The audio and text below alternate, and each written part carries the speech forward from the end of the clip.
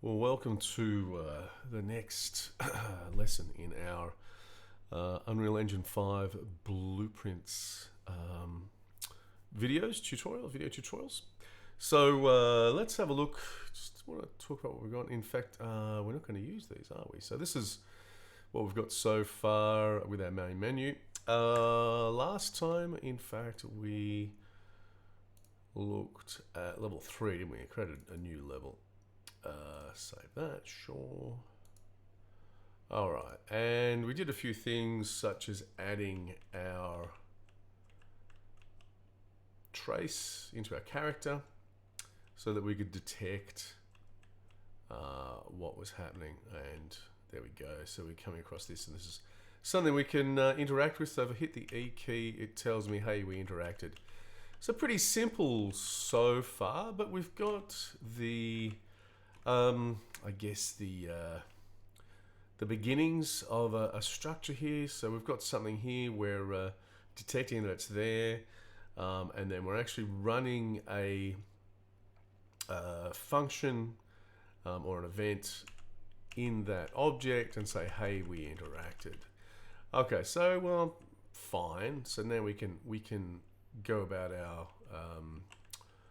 around our level, and we can interact with objects that are that are interactable.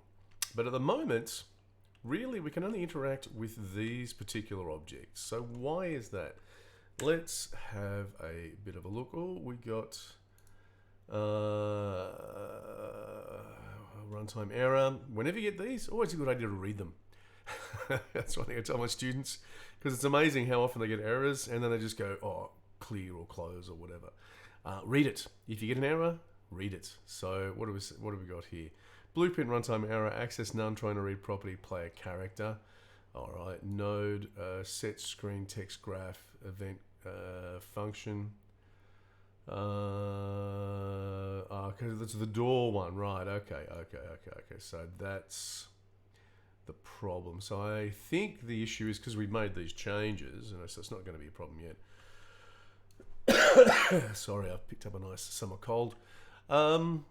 Because we've made these changes, the door is expecting the player character to interact in a particular way, and it's not doing that. So I'm not going to worry about that just at the moment. If I wanted to check it out again, I can hit input log, and that's going to show me in a different screen what's going on.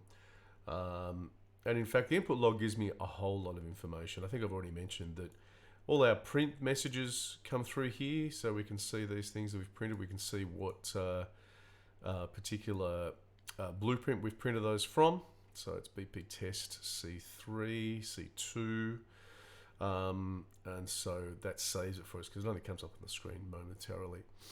All right, so the problem we have right now, and it kind of relates to what we're just looking at to this error, is that when we come here, well, in fact, let's have a look at our BP, and it's our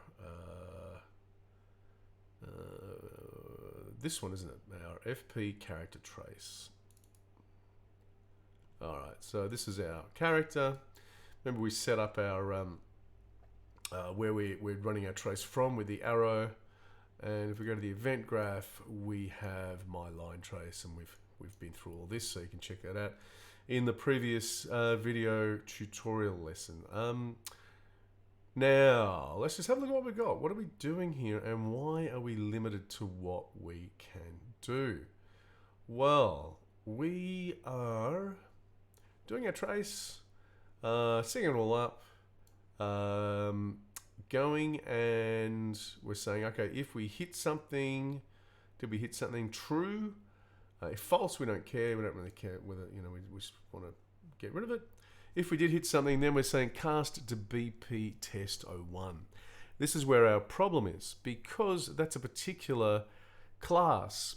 Now, of course, if we always planned everything really well, and we could make a particular class called BP interactable, for instance, and then we could say everything that's going to be interactable is going to inherit for that particular class, and we could include all the functionality we wanted to in that class and what have you. The reality is that generally we're often not that well organized. Even very, very seasoned programmers are not going to be that well organized. Number two, it limits us. I mean, we want to have our development so that we can actually be what we call agile. So if the the product owner comes up and says, "Hey, I know I didn't ask this before, but I really want to be able to interact with Windows, as in Windows in a house sort of thing in the game." What are you going to do? Turn around and say, "Oh no, you didn't tell us beforehand. We're going to do that." You could do that, and your client would turn around and say, "Well, I'm paying the bills. You do it anyway," which I guess is kind of fair enough.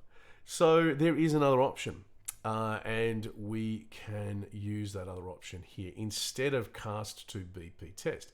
So if you think of what the other things that we want to interact with are, so at the moment we've just got these little blocks. We want to interact with the door. We haven't got that at the moment, so the block is not a door. It'll also be nice so we could update our lights, so we can interact in some way with our lights as well. And hey, maybe it'd be nice to make some pickups or something, and we could interact with those. I guess these are going to be my pickups eventually, perhaps. And maybe we're going to create some types of puzzles where maybe we need to go and find like a key or something. And we need to have that key before we can open up a door. So the key has to be interactable as well. So to do that, we have a special type of class that we use called an interface class. So what I'm going to do, I'm going to pause here for a basically introduction and come back and introduce you to these things called interface classes.